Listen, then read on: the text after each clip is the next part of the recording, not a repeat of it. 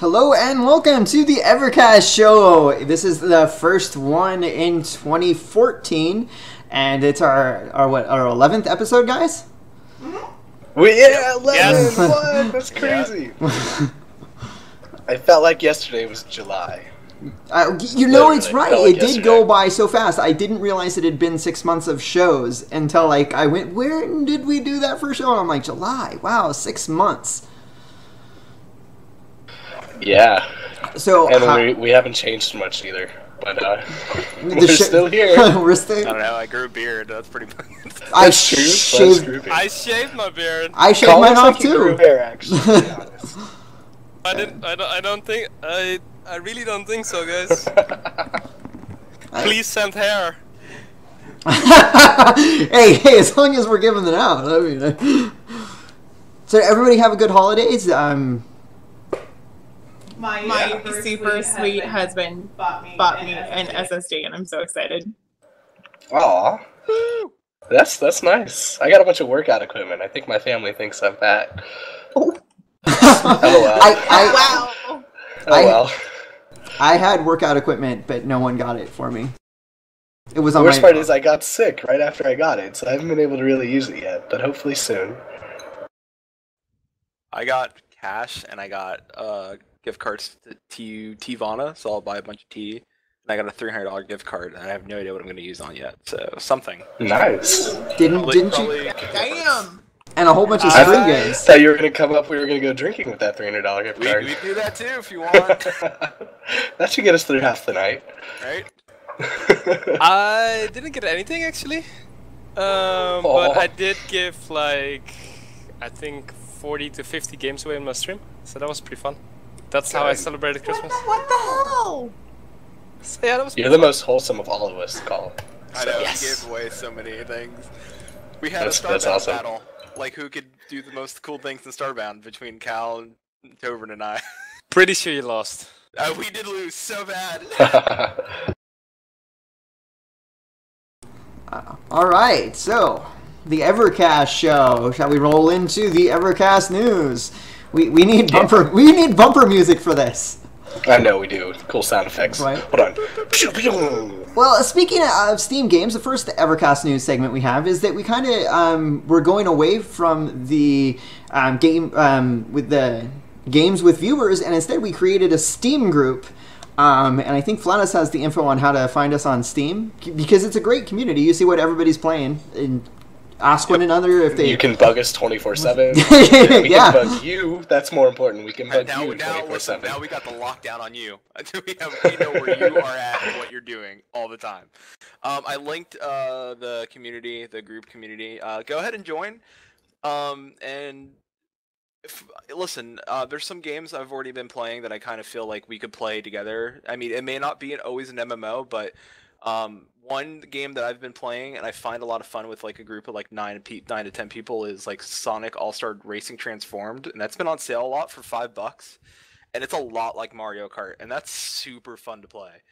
Especially if you like Mario Kart and having like 9 people play together and like racing around tracks and like throwing like things at each other and missiles and racing and stuff. That's a lot of fun. And there's Path of Exile we can jump into. There's a bunch of games we can play. I mean, Team Fortress is free. We can all download and jump in that, and we can set up games, and we can set up. We can give stuff away through that too. We have contests and whatnot. So it's kind of a great way for our community to get together and game together. Flatus, I have a Yes. copy of Sonic All Stars Transformed to give away. If you want, there- say in the after show or something like that. I would love for us to give away. We Sonic should do All-Star that, right? Racing. That- You know what? I love that game, but Hey, it's so listen, much fun to play with people. It is so much fun to play with people. You know what? I will sweeten the pot. I have a copy of Guns of Icarus to give away too. So, and that's fun to play too. If you like having airship battles in the steampunk setting, Guns of Icarus is where it's at. I have an Let's get extra that sorted. EverQuest Next poster from SOE Live I can play. We have, like, shouldn't a do grand everything giveaway. in one Listen, after show. So come on, guys. Listen, I have a shirt on my back. I will give it away. SOE game card too. We're gonna have a huge giveaway soon, or we're just gonna keep them. Just keep them. So what's up with EverCast news, Mr. Tamlin?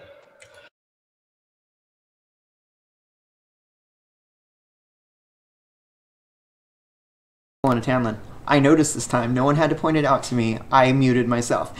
So, SOE Live President John Smedley has recently posted in the PlanetSide 2 community on Reddit several very important things that I think that all of us should read, and that involves the change into their all-access pricing structure and more of a change in the mindset of SOE regarding subscribing to their game moving forward. If you haven't checked out the PlanetSide 2 Reddit community, I will link it in just a second when I can talk. But all of us are aware of this change. What do you guys think of it? The change would be basically that rather than subscribing to any one game, you subscribe to SOE. You become an SOE member and you get membership benefits at all of their games, not just one. And then you continue to collect your 500 station cash a month that goes into your virtual wallet that you can spend on any game. And that's a change from their original thought, which was that they would give away a 2,000 station cash item once per game. So, yeah, it's really cool because Smedley actually went on the Reddit side, which is the PlanetSide 2 Reddit, and discussed all these changes that they were contemplating. Took all the player feedback and then came back and said, hey, look, we see what you don't like, what we're doing, we see what you do like, here's what we're going to do now. And that's when they kind of formulated this plan. And MMORPG.com just posted an interview with him today, I think just a few hours ago maybe, in regards to this change and stuff like that. And he said he loves Amazon Prime, and he loves those kind of programs where they give a lot for a little bit of money. You know, you have one low entry fee and then you get access to all the products. And it's great for SOE because one player, you know, it's so easy to download the games anyways, so pay $14.99, you're already giving them money, and then the chances of you actually going to play the other games and spend more station cash or just spend time in those games, because, you know, it doesn't matter if you're spending money in that game, just playing it helps build the experience for maybe those who are paying to play that game. Exactly. Then they spend more money, right? Yeah. And hell yeah, $14.99, suck on it, WoW. Come on, one game? I'm going to get like 5 games for the price of one game. That's pretty sick. I mean, that's Which really we cool. also hope would include Landmark and EverQuest. No, I think it does. It's confirmed. Now, again, this is all what their plan is moving forward. They haven't announced that this is the change that they're going to make, and this is the date that it's going to be effective. Yeah, this is it hasn't changed yet. Right. This is just their thoughts moving forward, and they have mentioned that this will include EverQuest Next and EverQuest Landmark moving forward.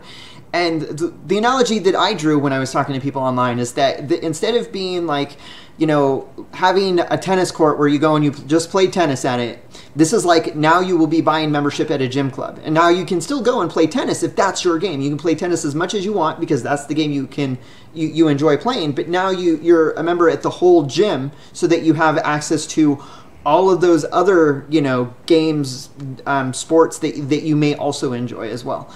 And I think it's a good change. My only, I know that some people are complaining about it because we haven't seen the actual price, and so that if you're locked into, like, say, Vanguard for a year long, you're getting Vanguard for like $7.50 a month for a year. You buy a year at $7.50, and they haven't said what like the bulk discount is going to be. Like if you buy 12 months in a row, what is that going to reduce in the cost? And so until that comes out, there are some people that are being like, I don't want to have to pay more because I will never play that. True. Also, you have to log into the game to get your station cash for that month. So it's not just going to be automatically granted, because that was one of the problems they were having, was a lot of station cash accrual for, you know, people that weren't even playing the games. They were absent for like a year, and they'd have like all this station cash just sitting here, and that's still money that they have to account for and keep track of on their end. Just to clarify, chat, that basically means that you get station cash per game, but only if you actively play the game, yes? Yes, you have to log in that month. But when I first heard about it, it made a lot of sense, because like SOE has been like using their station pass program for many years, back when they had Star Wars Galaxies running and stuff like that. They had multiple subscription MMOs running, and you could get the station pass for all of those. But since more of the market is going to free to play, they had to come up with an answer to that, I would say, where they phase out the station pass and come into this new plan. And I think the fact that you just get a monthly station pass, plus that you can play their still monthly subscription games, is a huge benefit for people who want to play more SOE games. Yeah.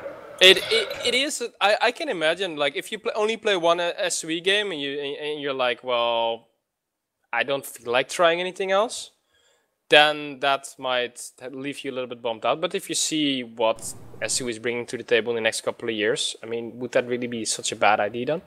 So I can understand partly people's dislikes to the change, but I think for the majority of the customers of SOE, this is going to be an amazing change. Yeah, I completely agree. And it's cool because I don't know if you guys actually read the post that Smedley was posting, but he actually made another one after that. I think it was like 4 different posts, and the fourth one was like, I don't understand. After, telling you guys what we want to do, I'm being really open, transparent here about our finances. You're still saying that we're greedy people, and I just don't understand it. This is paraphrased, obviously. But then he lines out this whole thing about this personal mission statement to be even more open and more transparent than SOE already is, and that blows me away a bit because honestly, SOE is one of the most open gaming companies that I know about right now. So that's cool to see, and I'm interested to see how it plays out going forward. I agree. It's just nice. I agree. It's just nice to see that honesty. I mean, he's honest to begin with. I don't know how more honest he could possibly be, but I mean, I already pay for the $20 a month SOE pass, so $14.99. I'm saving $5, and I still get the $500 station cash. Yeah, and you get all the bonuses throughout the games too. So Yep. PlanetSide 2 resource bonus, EverQuest 2 bonuses. Were any of us looking forward to the 200 or 2,000 station cash item that we could get instead of the 500? Yes and no. But the reason why it wasn't is because Vanguard doesn't really have a whole lot of anything that's higher than like 1,200, 1,400. And so it feels almost like it's a loss with the 2,000 station cash single item. And even the items that they do have, there would come a point very quickly where you bought pretty much all of the expensive items. They would run out really, really fast. Like you could do it for maybe 6-8 months, I think, before you ran out of things that were higher than 1,000 credits. So station cash, whatever. So for Vanguard players, I can see why it would have not been as nice as the 500 station cash a month. Yeah, as a Vanguard player, I see that. The first thing that I would do is I wouldn't be using the station cash or that item. I wouldn't even be using it on Vanguard. I'd be like, oh hey, you guys want to play PlanetSide 2 this weekend? Fine. Let me go get the best gun I can, because I get it free. And that's exactly what that horizontal progression, but Was that actually control? Because you only have one station cash wallet, right? Because you have one station cash wallet, so you'll just get the 500. Yeah. Yeah, you're not going to get like 2,000 station cash if you log into 4 games versus whatever. You'll just get the 500 station cash, but you have to log into an SOE game basically. Yeah, and from reading between the lines, what I've also gathered from Smedley's posting is that it is really important to SOE and to him for us to be logging in, because he mentioned to somebody else something about like collecting the certs that you can get from PlanetSide 2. That it's basically, hey, we're not just going to give them to you. It's one of those things that you really do have to log in because that's what we want to see.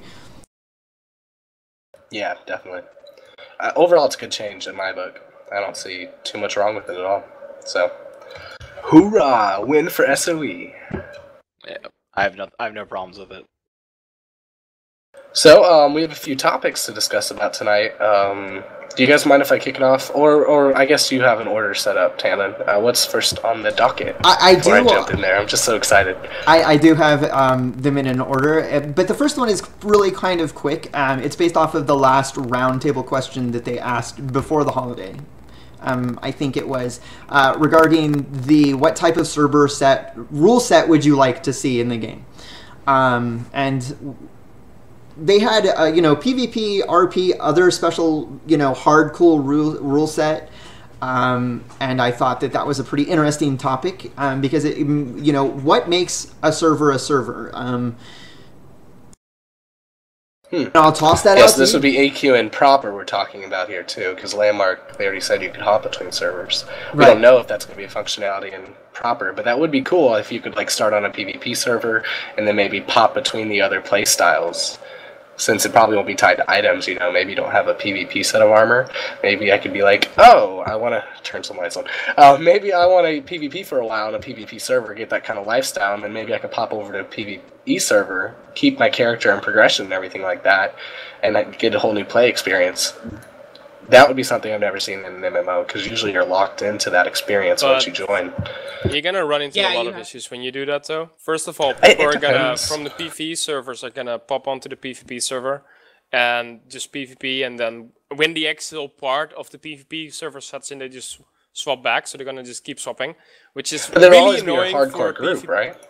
Well, that is really annoying for a true PvPer, because the true PvPer style is you can get attacked anywhere and not just when you want it to. Also, hardcore servers were mentioned. Think of like the little bit like questionable. Well, these days questionable. I wish people would take more of a leap, but like permanent death or something like that. Like I don't really see your average PvEer jump on that server and I'd do it. Play hardcore for a little bit. Plus the fact that it gives the PvEers such a advantage, because if you roll on the hardcore server, you want that feeling of gear progression until you die and you start over, right? So remember, there's not going to be too much gear progression. I think you know gears. But you still know what I mean, right? To a point, yeah, but that could just be like. Think of it more like a difficulty setting on like Dark Souls, like. But those are not servers. Like, that's just a difficulty setting, then. I don't think maybe that would be the difference between hardcore and softcore servers. Like a difficulty setting. I would try a hardcore permadeath server, at least on one tune, and just see how far I can get. I've done it in other games. I did it in EverQuest 2, I love challenging myself like that, and so I don't mind those type of servers. I'd try it a little bit.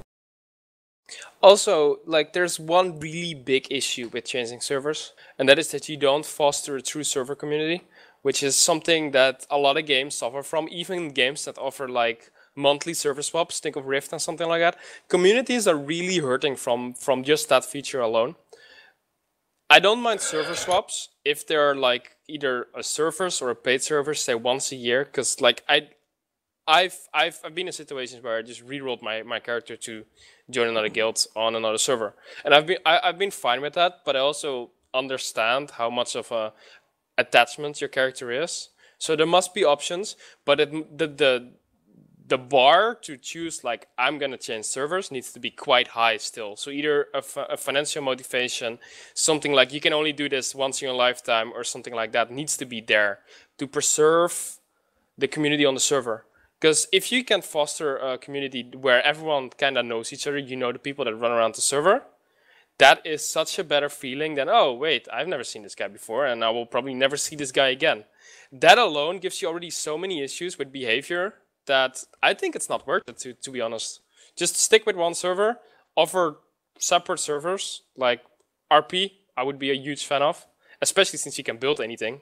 If you think of Landmark, so you can finally build your own RP environment, which is awesome. Yeah. PvP, I think the rest will not really be playable, to be honest. You have a good point, honestly. Yeah, that's hard for me to argue against.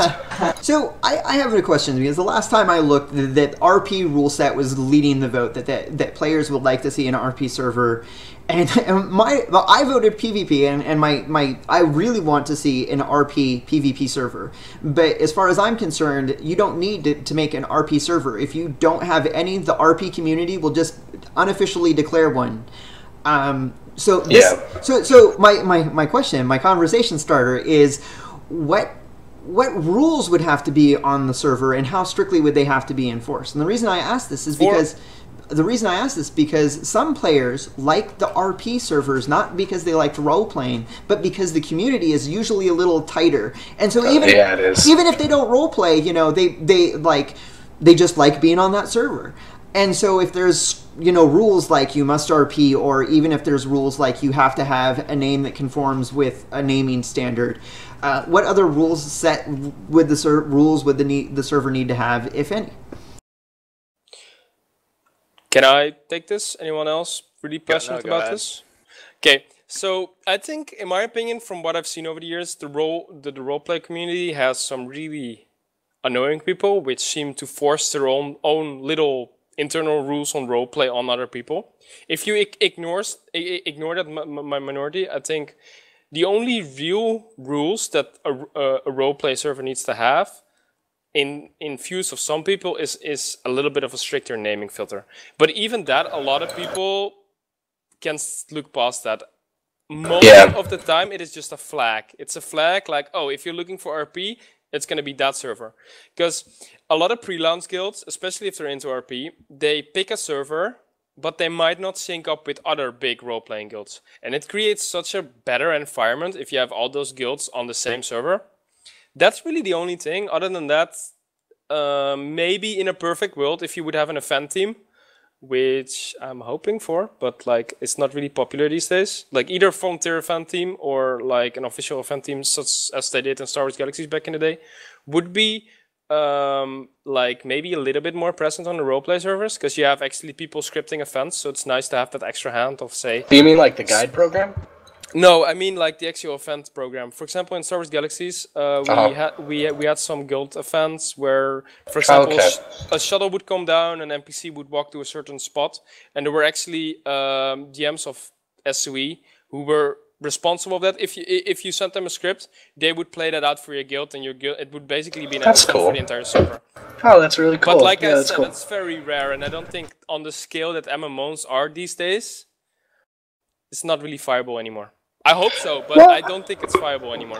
I think it could be, because honestly, it sounds similar to the guide program that's in EverQuest and EverQuest 2, just taking it to another limit, or another level, I should say. You know, actually giving them not pre-made quests, because in EverQuest 2, you know, you have guides with your players. I guess they get some perks for like going through the program, but they volunteer their time, they come out and they role play, and you can talk to them. They'll give you like certain collectible items that you can't get, or they'll give you quests that you can only get from them, and it's just basically a GM, but it's a player instead. So I think it's possible. I mean, that would be really cool to see, but I'd like to see that branch way more than just an RP rule set. I think that should be just throughout the game if they do something like that. But as far as rule sets, I don't know. I mean, honestly, I'd like to see it just super simple. PvP and then normal. Maybe an RP server if possible. But like you said, RP... you either have, like, if it's PvP RP, you have your PvP guilds who go there for, like, the easy gank. Or if it's just RP, then you just have people that play the normal game in RP, and they're going to do that anyways. So what's the point of designating an RP server? I don't know. Kai, that's my opinion on it. I don't think it's necessary. It kind of helps though. I mean, if you have RP servers, then you avoid like those people that kind of go up to the RP players and kind of make fun of them, and like there are those people out there. It's not like you don't. When you have servers that are not RP dedicated, like in Guild Wars, you still have people that kind of go up to people and say, "Hey, you jerk." And it's not fair to them. Like, they're just trying to enjoy the game the way they want to play it. And why not have just a server specifically for those people so they can enjoy the game they want to enjoy? Sure. Yeah. And it doesn't hurt. It brings that RP community together, and they enjoy the game they want to play. And it keeps the people that may not want to RP on a different server, and they can enjoy the game they want to play. I hate normal servers. As an RP player, I hate normal servers. If I can play on a RP or RP PvP server, I will pick that over a normal server any day. And it's really funny because I don't PvP very often. I am more of a progression raider. I prefer PvE. Now, don't get me wrong, I still like PvP, but I prefer PvE progression. But I want an RP PvP server to play on. The community, in my experience, has been better, more helpful, and I just enjoy it a lot more than a regular server. Even if that means that the progression for the PvE is not as good, I will take that sacrifice because the community has always been better for me. Well, then that's fair. I think I'll go with your philosophy, Kai, on this. You know, give it as an option. If players want to use it, let them use it. If they don't want to use it, let them join a normal server. The only thing that worries me is I really want to see like, I know Call says that it kind of can hurt a community, but I want to be able to easily switch servers every single time. Because the one thing I think that can counter Call's problems is that make the community larger. You know, have the social media tools that they want to build into Landmark to where everyone sort of has like a profile page, like a Steam. So the world isn't necessarily segregated by the servers, but it's one big world, and then maybe a bunch of different timelines that you can go visit and interact with each other, and you can track each other throughout the servers, so you're not losing the person. You can easily track them, you can easily keep in touch with them. Then it just creates a big world and more of a, I don't know, inclusive experience. The last thing I want to say on that is I don't want people to be able to track me. If I leave a server, it's for a reason. That could be a checkbox. That could be a checkbox to like go anonymous or something. But you have a good point. Definitely. Then how much time do we have? It's probably about time. Yeah, it's about time. Yeah, we should move on then. Like, we should move on then. Well, speaking of moving on, your topic is the next. About the review. Okay, so I was kind of thinking like what would be a nice topic, and with Alpha relatively soon, I was wondering like what do you want to know right now, or in the next couple of next 1-2 weeks? Like you have one question. What do you want to know? Should I start, or should we hand it off to someone else first? Yeah, why don't you go ahead and start? Go ahead and start. Okay, so the thing and this kind of ties in what Chad said about the server swapping actually, is like there are two big concerns. They will need massive room for like all the building going on in Landmark. And one fear I have is phasing, which basically means like I have my building area in phase 1, plots 337 or something like that, and Flatus can have the same area in a different phase. I understand why from a technical standpoint that would be very important, but my fear is that if that would actually be the case, like I can no longer really know my neighbors anymore. Because the really appealing thing for me is I pick a piece of land. The next day I log in and hey, there's a guy next to me. Let's go check out what he built. I build a social bond, social connection to that person. And that area around me is just expanding. The further I go, the more people I meet. And for me, that is really, really appealing. The other thing I would really like to know is like, are there actually going to be, or in the future, I don't really expect this anytime soon, but I hope SUE makes it easy for us to trust people that we build with. Because, for example, either my stream or people I meet in game, I want to build with them. But I've played Minecraft, I've played Starbound. I actually recently closed my Starbound server because the first thing people do is they tear down your shit, or they build something you don't want, or stuff like that. So I'm hoping that there's either like where we eventually get access to either some version control for both sides. Say I invite someone and he builds something completely amazing and I'm like not a really nice guy. I'm like, yeah, I don't like that, so I wipe it. All his work is gone. So I'm kind of like curious if that is something they've thought about, that you could potentially like save your progress. That's a good point. Build to somewhere else. So you can save templates of your work. I'm pretty sure that they've already said that we could do that. That we can save what we built and move it. Yeah, but that is different than me having a plot where if it's on a shared plot, and they build something, and I come back overnight, and half the stuff is gone. And that's a good point. I'd like to see that. Because I like to trust people, and I like to build together with people and get that social bonds. In order to start doing that, it needs to be made I just want to feel. I just feel like I need to put this out there because there are what you build can have real world currency, like money implications. There is that, like, you have got to trust the people you're working with, because the last thing you want is you're working with somebody and they template your stuff and they put it up on the station store under their name and they're collecting money off of. No, it's okay, because they said at SOE Live that the game's able to track who did what, and that the profits are automatically split through the game to each person.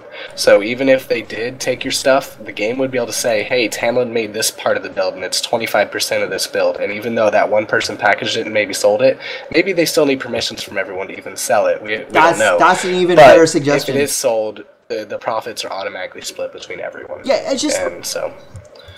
Yeah, as long as the developers are aware of these type of things, and there are settings. Big issues though. There are settings that you can click and see, like, no, I'm going to click this box, and you can't, put it up on the marketplace without my permission. Those are the things that need to be in place to protect because this is really developing your own intellectual property. Yeah, big time. So I'll just jump in next. Mine's super simple. I just want to see... Also, I wanted to add live stream Wednesday, right, guys? Is that correct? The next live stream's Wednesday? For, I believe it is, Correct, Landmark. 16. Live stream is Wednesday. And they're going to be showing off plots and how that works a bit. So hopefully we get to see some of that in action. How you, like, actually stake your claim. Maybe how you can, like, set... Because we haven't seen much other than the building. Like, we haven't seen how you friend people, or if they even have that infrastructure in yet, or how you sell something, or what the markets look like, or what crafting looks like. That's mine, crafting. I want to see crafting. I want to see how you make stuff. I want to see if it's fun, or if it's just like a button clicker. That's my biggest thing right there. And I'm done. I have something real quick. Talon, go. Mine is really quick because, and the latest developer diary they did, they showed that you could place something in the air and it would hover there. My question is very simple. I can't wait to find out in the reveal how high up I can go and how far down I can go. Like, we know, the physical limits of the plot are one thing, and then the dimensions vertically and are also something that I'm very interested in seeing, how high up I can build. That's it. Next. All right. You saw a super table that Dave posted. I think you can go pretty high. Hail table, it holds up the sky.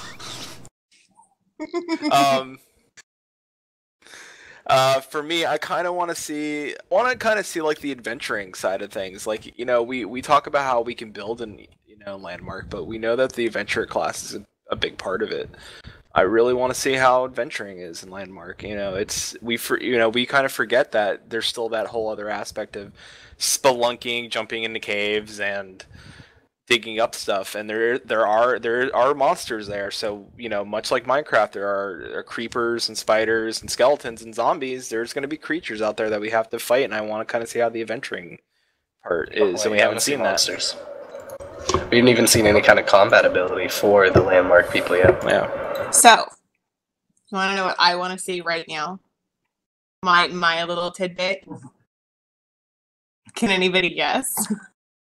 Dark I Elves. want to know. No. Well, they already said that they're just gonna Just humans. Just humans for now. Coming soon to you. What I really want to see is character customization. I've been asking for it since day one. You want me to pay to get my pretty sexy little $100 pack? Show me what I can make. I don't care about the plot size. I don't care about what I can build. Show me how pretty I can make my girl. Show me how much I can make her look like me and not like this little tiny perfect looking character. Let me see what I can do with her before I buy it. Show me that and I'll buy it right now. Good call. Yeah, listen, SOE, if I could make a fat guy, I would be so happy. I just want to Right? Star Wars, the Old Republic got it right. When I made a fat Jedi, that was so fun. Like, I would just do flips and stuff in the air, and I was like, I'm a fat bearded Jedi, and I loved every minute of it. I want to be able to make a character that's somewhat realistic, because in World of Warcraft, they're not realistic, they're ideal. And if this game is supposedly moving away from the stereotype, the norm, I want to see a fat chick, and damn it, I'm going to be that girl. Yeah. with the hips. I want to see the character customization too. I think that's one is thing something that I always look forward to in an MMO, and I'd really like to see how far they're taking it. Because PlanetSide 2 was sort of disappointing. All you have is 3 faces, and that's it. So again, hopefully it's a little more in depth than that. I know it's a shooter. PlanetSide 2, you play in shooting first each other, person, there's no right? need. Yeah, you do. Yeah, but still, okay. Why you Flash, have? did you give us what you wanted to see yet? Yeah, you did. Everyone was good, right? Mentoring, that one. Yeah. Wow. Are we on to my topic yet? Yeah, I was just about to say, Yes. now that you have the mic, why don't I turn it over to your topic, the Mo I'm Money. gonna drop that mic, yo. Get ready. Mo money, mo problems. Here we go. So, our friends over at EQ and Wire, they recently posted an op-ed actually talking about the PC Gamer magazine and the EverQuest next issue that they had. Apparently, there was an interview that they had with Georgeson, and Georgeson's pretty much like, hey, Georgeson! It's Georgeson! Oh my and God, they have corrected you a Georgeson. dozen times, Georgeson. I still say Calibur. All right. He's on Calibur so much Georgeson. easier. He's hopped up on Georgeson. medication. Georgeson. Okay. Well, anyways, Georgeson said that you can basically sell anything for real cash in this. If you collect diamonds, put it on the marketplace, make some real money off of it. If you craft an item, put it on the marketplace, make some money. Sell landscape. Or real estate, I should say. Sell anything you want for real money. And this kind of brings a problem because they're trying to do 2 economies, is what it seems like. In-game cash and then real cash. Problem is, when everything can be sold for real cash, why would anyone first sell their stuff for in-game cash? And second, if that happens, are we supposed to actually have to put money in to start, actually buying things? If things aren't for sale, where do we get it? Do we not get to participate in the player economy? Can there be a player economy when everything's based in real cash? So the article sort of dives into this a little bit, and I thought it would be a very interesting topic to bring up. One that seems very important to bring up, especially since they didn't really reveal this stuff before people sort of bought those founder packs. Because if this happens, or maybe people don't want to spend money, then I guess they're sort of out their money right now. I don't know if you can get a refund right away. But not even that. What about players who are not in Station Cash countries? Like, what about European players? They haven't really announced anything on that, or Actually, we don't even they know if they have. They said they're working on it, right? But they haven't said anything other than that. As far as I know, ProSieben is no longer in the picture to... as far as EQ Next, EQ I Next believe, and Landmark, which essentially means we go back to the old situation. If you play Vanguard right now and you're a European player, you can spend your station cash. So it's not like we don't have access to station cash, it's just like we were promoted to go to ProSieben. True. Well, look at Diablo 3. This is where my problems come from. Like, Second Life was amazing. Diablo 3, Auction House, terrible. So that's why I'm a little worried. I just wanted to pick your guys' brain on what you think about this.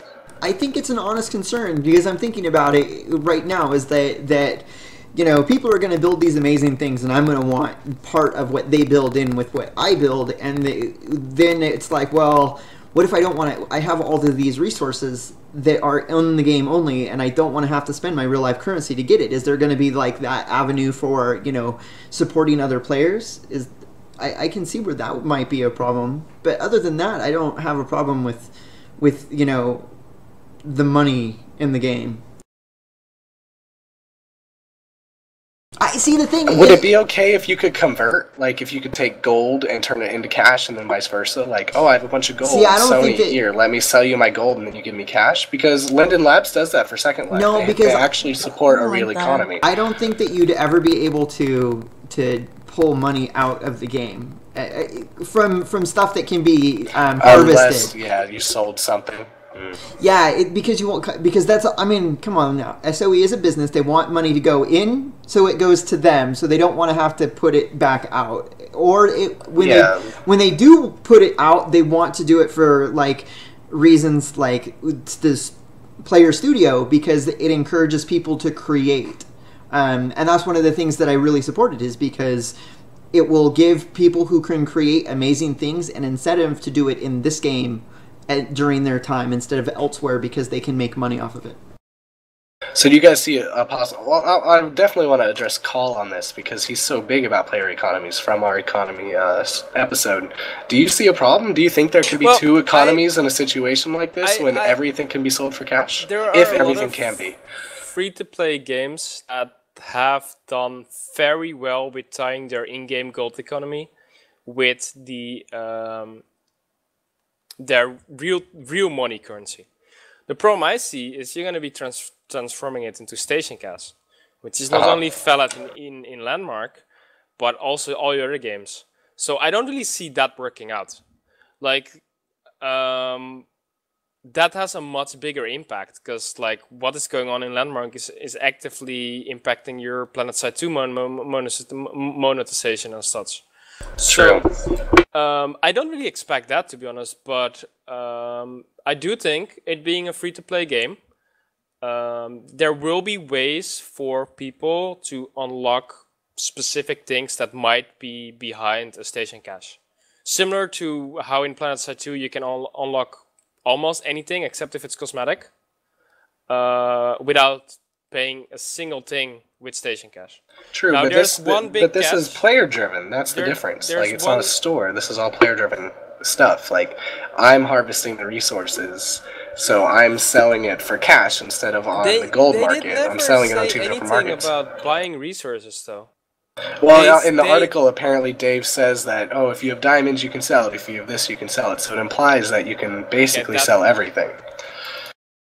And so, I mean, yeah, it's based on implications. We don't have, like, confirmation. I love confirmation from SOE on this. But there's only one issue I see, and that is the point where people start making a lot of furniture, for example, and the only means to obtain that furniture is with station cash. Now, there's a really easy way around this, and like a lot of games have done this in the past.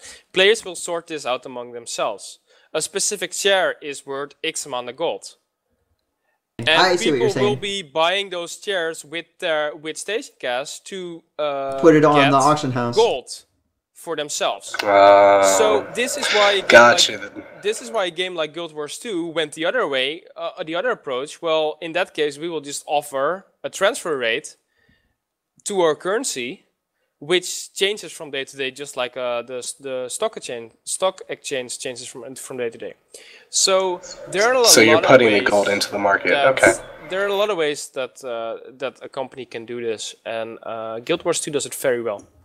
Yeah, and that just reminded me that, like, in Vanguard, you can't buy gold with real-life currency, but you can do things like you can buy the keys to unlock the chests, and then they're not soul-bound, they're not bound to your character, so you put them up on the auction house, because now you can get gold from that. Now someone who doesn't want to spend their real currency can use their in-game currency to buy something that it was only available with real-life currency, so they both win. You can do that with Chrono and EQ2 and EQ1. My only concern is when I'm decorating a house, I don't want to, like, I understand, like, Player Studio and such, but I want to have access to all the tools when I'm decorating. Because I would just want to go, like, I want to put this down, I want to put that down, and now I'm looking for something very specific. If I have to buy that very specific item, say I need 1,000 candles, and then the candles cost me, like, 10 cents or something like that. That would really annoy me. Like, if I see all these glorious looking furniture, for example, I want access to most of that some way or another. Like, I'm willing to pay for it once or twice or X amount of times, but I don't want to be held back by a monetization system that will make it impossible for me to have this giant wall with, like, 1 million torches on there, for example. That's my only concern, and I don't think that will really be a concern. I think the system will either be you buy an item and you can use it unlimited amount of times on an X amount of times, or there are ways for you to soulbound that schematic and use it forever or something like that. That's like, but like here's something we've been kind of missing out though. How does crafting factor into this? Because we don't know. We haven't seen that's and none of us said we wanted to see that for the reveal. I know, like, if all props could be crafted, then I'd be total. I'm worried about premium props too. If they're gonna monetize like all our transactions and stuff, I think that should be enough, right? Do they have to monetize like all our appearance stuff and things like that, or can that be crafted? Maybe character appearance could not be, but when it comes to building, I want that same tool set too. Let it be unlockable through in-game means. And at the same time, like, furniture is an amazing thing to monetize. Like, from a money standpoint, like, it's like very sellable. I'm convinced that, like, if you have very good looking furniture, either created by a player or by SUE or whatever, that sells better than a mount in any other MMO. I'm 100% convinced on that. So it's going to be interesting to see how that rolls out eventually. So the comment that I have really quickly on monetizing things is I don't have any problem with them monetizing items in the game, from character customization to dye for my armor, my clothing, my items for my house. But unless it's player crafted, player made, don't make me pay for it 5, 6, 7, 8 times for different freaking characters, because that makes me so angry.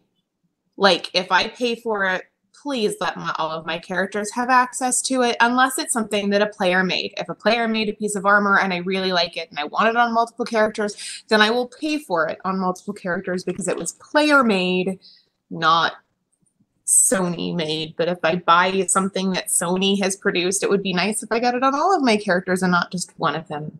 Well, I think that's one of the reasons why they really want to make it, because they don't want you creating a lot of alts in EverQuest Next.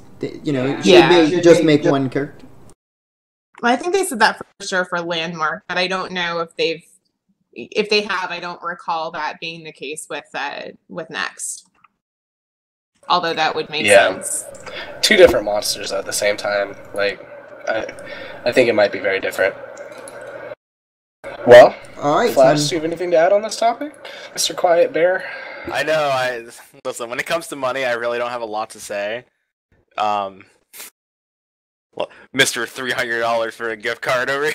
I don't have a lot to say on it because we don't really know what is going to be monetized yet. So, like, it's hard for me to say. Like, I had it, like, I would agree with Kai. I just make sure that if I buy something, it's available to all my tunes. Like, if I buy a tabard for my home, I know that they don't really want us making more than 1 tune, but if I buy something, if I do decide to make an extra tune on it, especially on a different server, for whatever reason, then I would like it available on that server with my other tune. So I want it to be account-based, not character-based. Awesome. Well, we have 12 minutes left, so we should probably move on to the next topic. Back to Flatus. He's got the final topic. It's kind of a more, I don't know what word ranty slash history slash tangenty. We're gonna get some opinions on this one. So that one. This one's probably gonna run a little into the after show, but it's kind of like it's kind of like looking at MMOs as an anomaly, and it's true. I mean, 2003 before, like everything like that was 2003 and before that, we had like Final Fantasy 11, RuneScape, EverQuest, some lower end MMO, Silk Road for crying out loud. We had some of those. Tale in the Desert. Yeah, exactly. We had they were successful for their time, and they were kind of ushered in MMOs, and we can go back to MUDs really if we really want to go that far back. But as a standard of MMO, and where like EverQuest 1 came in and really ushered in that third person perspective, the questing, the world that we see as MMOs, it really ushered in what came out. And then Warcraft kind of rolled in, and it looked at everything that everyone else was doing and said, we can do it better. And with that, they rolled in, they hit 5 million subs, and they had the lore, they had an explorable world, it was easy to get into, it was hard to master, and they did everything right from the beginning. Not everything, but they did a lot of things right from the beginning. I know Chad made a face. He's like, whoa. I'm not trying to give praise to WoW. He can't judge, he doesn't play. Exactly. It's not, and I played so many MMOs, so I think and if anybody here that was on Wednesday listened to I guest hosted on a podcast called Horde House, and we kind of talked about my history in MMOs. We talked about EverQuest Next Landmark and EverQuest Next, and the communities and stuff. I kind of went and talked about Warcraft, and I want to say as Warcraft as a model, it became such a center focal point for MMOs that it was so successful that so many MMOs after that, instead of innovating, they decided to copy the WoW model. And I think where this rant as an anomaly goes, WoW was an anomaly. It hit 12 million players. It still sits at 7 million right now. And it's still the highest subbed MMO out there. It makes money hand over fist. And at its point, at its peak, so many MMOs that came out tried to copy WoW and tried to steal success from it. And I mean, we can go back and we can look at Rift is a great example of that. When Rift came out, it even its marketing campaign was leave it attacked Azeroth. WoW, Yeah, it attacked WoW. It blatantly attacked WoW. Don't do that. That's not true, guys. That was a That's good not game. true. It did a bit. No, Nah, it did. that's- Towards launch. Yeah, it did. No, Yeah, it was. It said you're It's not in Yoda Panda, Azeroth come anymore. It was a straight attack. No, it's Yoda Panda. Like, Not even listen. Remember the very first? No, they the did have very a first more ones were like campaign leave about that, Azeroth behind. It I did. remember that No, so it definitely clearly. did. but I like, did. here's the thing. Like, why is World of Warcraft successful? Is it because of marketing, or is it because it's an amazing game? I think it's 'cause Probably it was gonna accessible. piss people off, but it's not because it's an we're amazing gonna do a game. lot. It really isn't.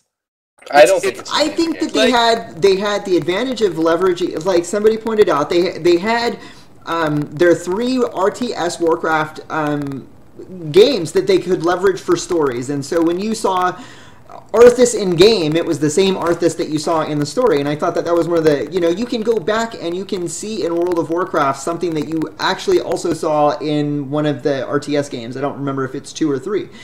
So they had that going for them. They had, other games that they could leverage, and 2, I didn't play at launch, but the polish that they put on it when it comes to like the ability to like press a key and have something happen, it's really well done. Yeah.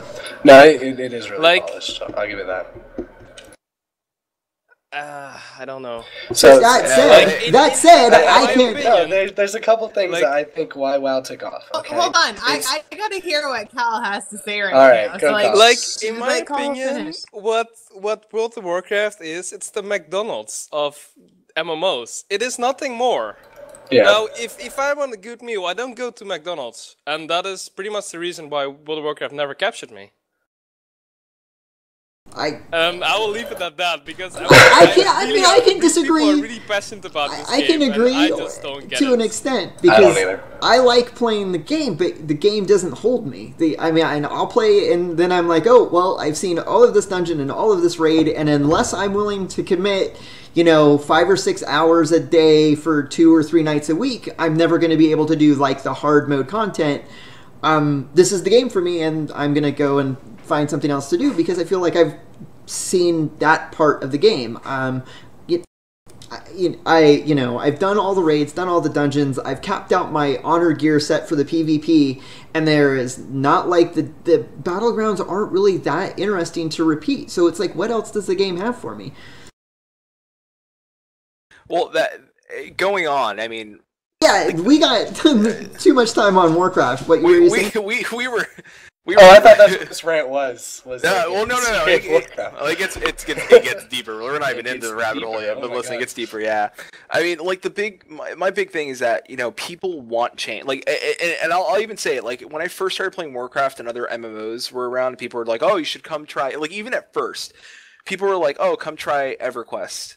Or EverQuest 2, and I was like, no, I got WoW, and I was very afraid of change. And when I accepted that, there were other MMOs out there, and I accepted change, I realized that other people around me wanted change in MMOs, but they were afraid of it at the same time, and I think that hurt a lot of companies making really good MMOs. It hurt them. Like games that could have been really innovative with their thoughts and where they were going, it hurt them. And now looking at way companies are thinking, they're not thinking about how can we take WoW and make it into profit. They're looking at how can we innovate and change the face of MMOs. And when they stop caring about maybe, even though they still want to make money, don't get me wrong, every company wants to make money off their game. They, look at, like, I've been playing a lot of Final Fantasy 14, and when they first came out, they were trying to copy World of Warcraft, but when they hired Yoshi P, their new producer, and they stopped their gaming and redid all their content, they sold 1 million boxes, and now they're at 600,000 players, and they went from being in the negative 30 million yen. Now they're showing up. They're going to turn a profit for this quarter at 13 million yen. Is what they're predicting, and they said that's a success because they stopped looking at what they wanted to achieve and try to conquer World of Warcraft, and said we'd rather make a game that's fun and makes our players happy. And it's the same thing that SOE is doing with EverQuest Next, and Landmark for that matter. That we, as a company, are looking to make the next level, and that I think people being critical of innovation need to stop and say you want to accept change, then accept change, because it's only going to help the MMO community as a whole. Because rather, as an MMO community, we are shrinking or we're thinning ourselves out, because everyone's going to find a game that they love and stick to that game, and then that's the way it's going to be. And at the end of the day, I disagree. We're going to grow. It's going to be one of two things, or we're going to grow. And I think that 12 million, even for WoW, is just the tip going forward. Because I think that the MMOs are going to become larger because people, I think they're already demonstrating that they want a more interactive experience in their entertainment, because they've already seen that video games are way bigger than movies these days. And so what are bigger than single player games for interaction is MMOs. And even the social games that you see like on Facebook, I think that those are going to start telling people, like we had talked about in other episodes, that just because gamers are okay, the stereotype that we're, antisocial, overweight, that stereotype is long since been gone, and it's time to understand what people want in their lives. And that's, hey, I want to have some fun, I want to interact with my friends, I want to build something. And I think that the 12 million that WoW hit, some game is going to blow right past it. And what is Minecraft up at? How many boxes have they sold? Oh, they're tons, millions right. Upon millions.